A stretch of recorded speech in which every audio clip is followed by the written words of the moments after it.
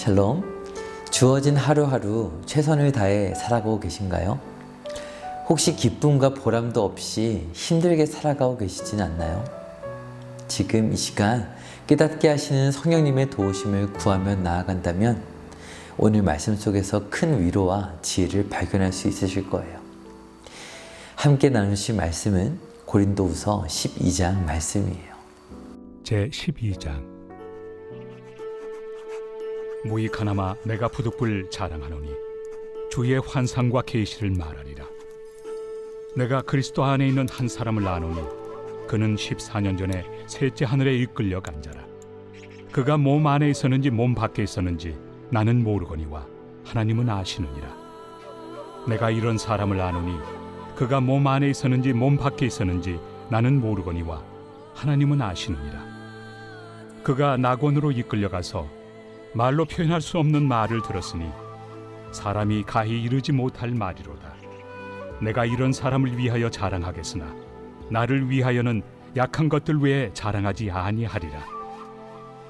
내가 만일 자랑하고자 하여도 어리석은 자가 되지 아니할 것은 내가 참 말을 함이라. 그러나 누가 나를 보는 바와 내게 듣는 바에 지나치게 생각할까 두려워하여 그만두노라. 여러 계시를 받은 것이 지극히 크므로 너무 자만하지 않게 하시려고 내 육체에 가시 곧 사탄의 사자를 주셨으니 이는 나를 쳐서 너무 자만하지 않게 하려 하심이라. 이것이 내게서 떠나가게 하기 위하여 내가 3번 주께 간구하였더니 나에게 이르시기를 내 은혜가 내게 족하도다. 이는 내 능력이 약한 데서 온전하여 짐이라 하신지라. 그러므로 도리어 크게 기뻐함으로 나의 여러 약한 것들에 대하여 자랑하리니 이는 그리스도의 능력이 내게 머물게 하려 함이라. 그러므로 내가 그리스도를 위하여 약한 것들과 능력과 궁핍과 박해와 권고를 기뻐하노니 이는 내가 약한 그때에 강함이라. 내가 어리석은 자가 되었으나 너희가 억지로 시킨 것이니 나는 너희에게 칭찬을 받아야 마땅하도다. 내가 아무것도 아니나 지극히 크다는 사도들보다 조금도 부족하지 아니하리라. 사도의 표가 된 것은 내가 너희 가운데서 모든 참음과 표적과 기사와 능력을 행한 것이라. 내 자신이 너희에게 폐해를 끼치지 아니한 일밖에 다른 교회보다 부족하게 한 것이 무엇이 있느냐. 너희는 나의 이 공평하지 못한 것을 용서하라. 보라, 내가 이제 3번째 너희에게 가기를 준비하였으나 너희에게 폐해를 끼치지 아니하리라. 내가 구하는 것은 너희의 재물이 아니요 오직 너희니라. 어린아이가 부모를 위하여 재물을 저축하는 것이 아니요 부모가 어린아이를 위하여 하느니라. 내가 너희 영혼을 위하여 크게 기뻐함으로 재물을 사용하고 또 내 자신까지도 내어주리니 너희를 더욱 사랑할수록 나는 사랑을 덜 받겠느냐. 하여간 어떤 이의 말이 내가 너희에게 짐을 지우지는 아니하였을지라도 교활한 자가 되어 너희를 속임수로 취하였다 하니 내가 너희에게 보낸 자 중에 누구로 너희의 이득을 취하더냐. 내가 디도를 권하고 함께 한 형제를 보내었으니 디도가 너희의 이득을 취하더냐.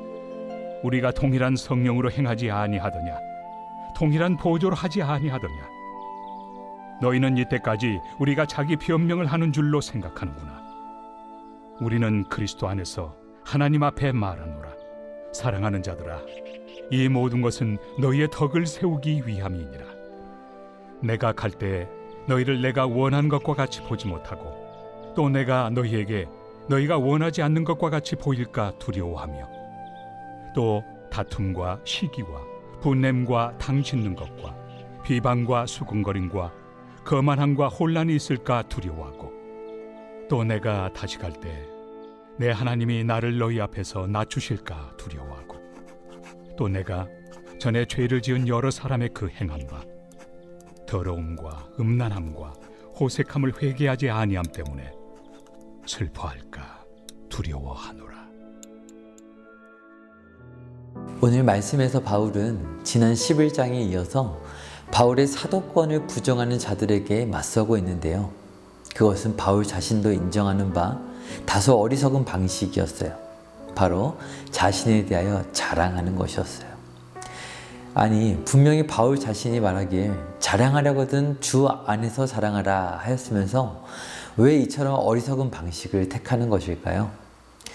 지난 10장에서 바울이 말하였던 것처럼 그리스도의 온유와 관용으로, 즉 모든 성도들이 잘못을 깨닫고 돌이킬 수 있도록 어리석은 방식도 마다하지 않고 눈높이를 맞추고 있는 거예요. 그렇다면 과연 바울은 어떤 자랑으로 성도들의 마음을 돌이키고 있는지 함께 1절 말씀을 볼까요?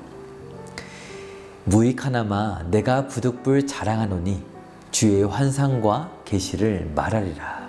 아멘. 주의 환상과 계시를 말하리라. 바울은 자신이 사도로서 얼마나 위대한 계시를 경험했는지 나누려 해요. 환상과 계시라 하면 어떤 장면이 떠오르시나요?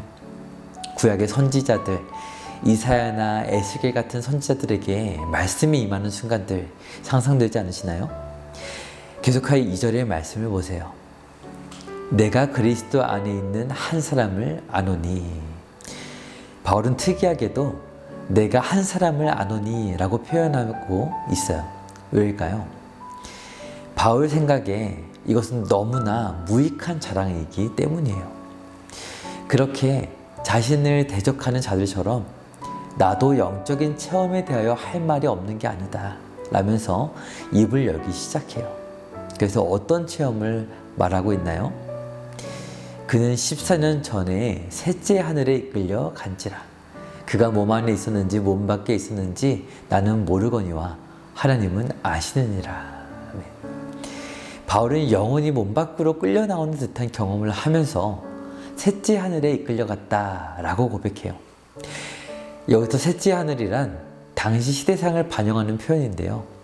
당시의 문명이 발달한 고대 근동의 사람들은 하늘에 반짝이는 별들을 바라보면서 아, 저 별들은 각각 다른 층에 있을 거야 라고 생각했다고 해요.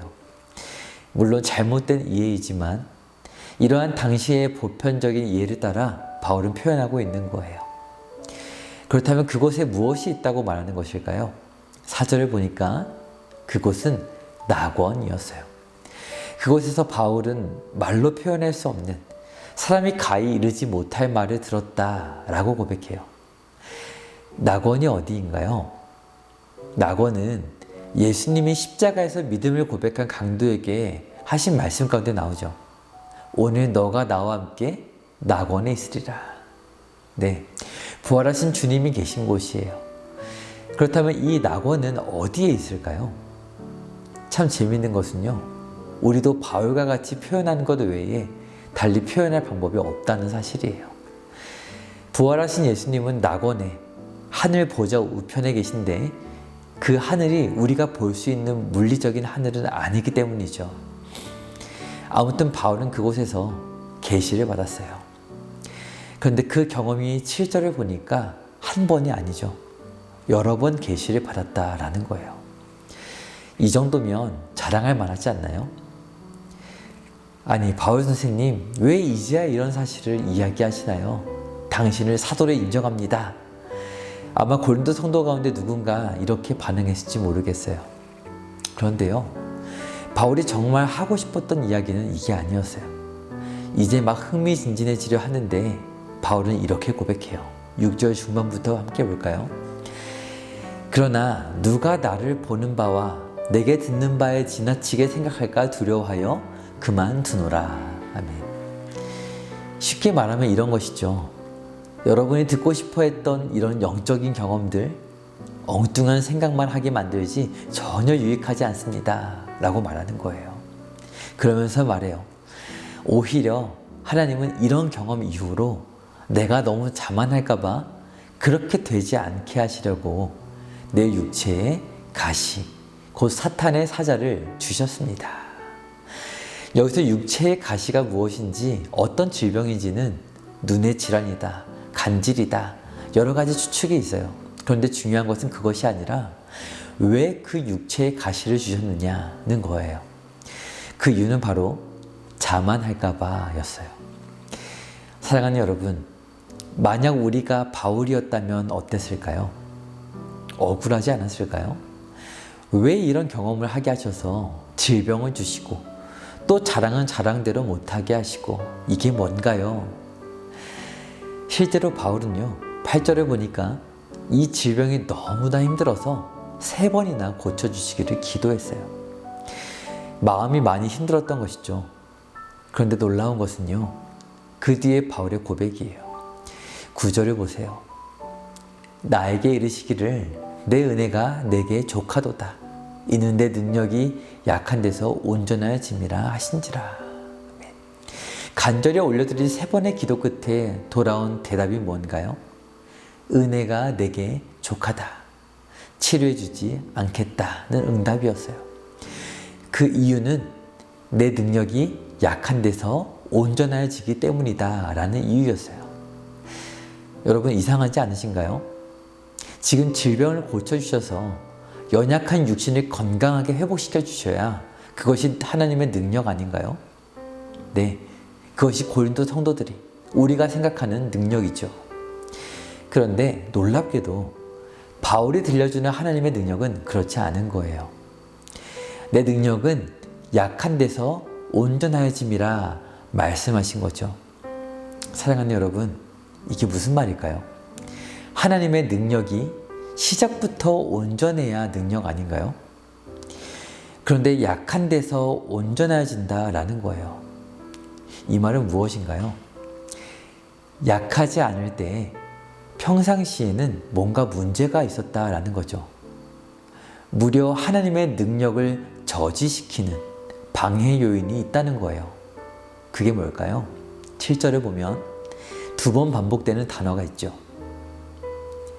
네, 바로 자만이에요. 여기서 자만이라는 단어는 원어를 보면 2 단어가 합쳐져 있는데 위쪽으로 끌어올리다 라는 의미예요. 그렇다면 무엇을 끌어올리려는 것이 자만의 마음일까요? 네, 바로 우리 안에 경험되는 하나님의 능력이에요. 그리스도인들은 신앙생활을 하면서 큰 착각에 빠질 때가 있어요. 그것은 하나님의 영광을 나타내는 나의 어떠한 능력이 내 것이라 느끼는 착각이에요. 노력의 유무에 따라 능력치가 달라지더라 라는 경험에 근거해서 말씀을 많이 읽기도 하고 기도를 열심히 하기도 하는 것이죠. 말씀을 열심히 읽고 기도 열심히 하면 하나님의 은혜를 많이 경험할 수 있을까요? 없을까요? 네, 중요한 것은 바로 이것이죠. 히브리서 12장 2절의 말씀처럼 믿음의 주요 또 온전하게 하시는 이 예수를 바라보자 라는 고백이에요. 우리 안에 있는 능력은 우리의 것이 아닌 것이죠. 그렇기에 믿음을 주시는 주인이신 예수님을 바라보고 주님께 나아갈 때에만 이 능력은 경험될 수 있는 거예요. 그렇지 않는다면 아무리 성경을 읽고 기도하더라도 어떻게 될까요? 잘못된 방향으로 열심히 나가게 되는 거예요. 이처럼 스스로 능력치를 끌어올리려는 자만심. 바울이 사도임에도 불구하고 이런 자만심에 빠졌다면 우리들은 어떨까요? 결코 자유할 수 없는 거예요. 그래서 바울이 고백하는 것은 뭔가요? 내 능력은 약한 데서 온전하여집니다. 내 안에 있는 능력은 내 능력이 아니라 믿음의 주인이시고 온전케 하실 수 있는 유일한 분, 예수님의 능력입니다 라는 거예요. 그래서 9절의 중반부터 이렇게 고백해요. 그러므로 도리어 크게 기뻐함으로 나의 여러 약한 것들에 대하여 자랑하리니 이는 그리스도의 능력이 내게 머물게 하려 함이라. 아멘. 무슨 능력이요? 그리스도의 능력이요. 어떻게 그 능력이 내게 머물게 할 수 있나요? 환상을 보며 낙원에 올라가 계시를 받았다고 자랑할 게 아니라 나의 여러 약한 것들에 대하여 자랑하겠다는 거예요. 그러면서 11절에 보니까 이렇게 말하죠. 내가 이렇게 부끄러운 자랑을 한 것은 너희가 억지로 시켜서 한 것이고 나는 어떤 사도들보다 결코 부족함이 없다. 그러면서 이런 멋진 고백을 해요. 12절을 보세요. 사도의 표가 된 것은 내가 너희 가운데서 모든 참음과 표적과 기사와 능력을 행한 것이라. 아멘. 사도이기에 바울만이 할 수 있는 것이 있어요. 환상을 보거나 계시를 받고 예수님처럼 표적과 기사와 능력을 행하는 거예요. 그러므로 바울은 사도로 불리기에 부족함이 없어요. 그런데 여기에 한 가지를 바울은 더하고 있어요. 무엇인가요? 바로 참음이에요. 바로 사도라 할지라도 한 사람의 성도로서 할 수 있는 아름다운 고백이에요. 내 육신의 질병으로 인한 불편함을 참는 것, 나의 잘난 것과 강함을 자랑하고 싶은 마음을 참는 것, 사소해 보이지만 예수님을 바라보기 위해 방해하는 모든 것들을 참고 내려놓는 마음, 그리고 모든 수단과 방법을 동원해서 예수님을 높이려는 마음, 이것이 가장 아름다운 성도의 마음이고 고백이라는 사실이에요. 그리고 이런 마음밭에서만 자랄 수 있는 또 하나의 아름다운 고백이 있는데요. 끝으로 19절의 말씀을 읽어보면 좋겠는데요. 중반부터 함께 읽어볼까요? 시작. 우리는 그리스도 안에서 하나님 앞에 말하노라. 사랑하는 자들아, 이 모든 것은 너희의 덕을 세우기 위함이니라. 아멘. 사랑하는 여러분, 스스로 할 수 있다는 책임감도 참 귀하지만 그 책임감 위에 그 모든 것을 허락하신 주님께 나아가시길 바라요. 그래서 주님의 능력 안에서 약하고 부족한 우리들을 온전케 하시는 은혜를 날마다 경험하게 되시게 주님의 이름으로 축복드려요.